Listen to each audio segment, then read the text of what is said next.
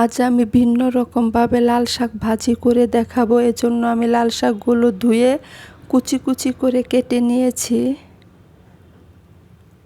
আর নিয়েছি রসুন কুচি, শুকনা মরিচ, পেঁয়াজ, কাঁচামরিচ, রান্নার তেল আর নুন।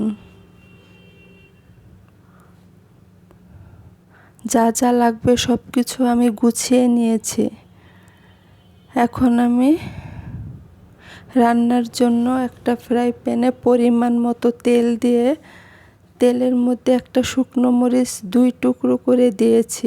শুকনো মরিচটা যখন ভাজা হয়ে যাবে তখন আমি পেঁয়াজ কুচি আর রসুন কুচিগুলো ব্রাউন কালার করে ভেজে নিব। যখন ব্রাউন কালার হয়ে যাবে তখন আমি এগুলো উঠিয়ে নেব।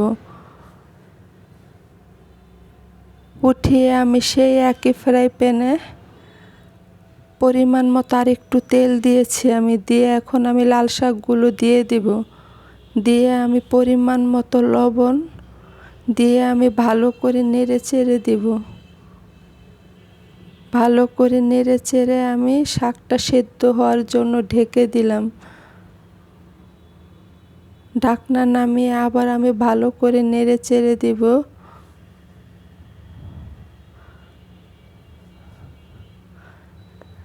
এখন আমি ঝালের জন্য 2-3টা কাঁচামরিচ ফালি দিয়েছি।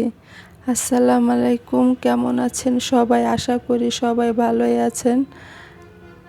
এখন আমি সেই ভেজে রাখা পেঁয়াজ, রসুন আর শুকনো মরিচ ভাজাগুলো দিয়ে ভালো করে নেড়ে চেড়ে দিব।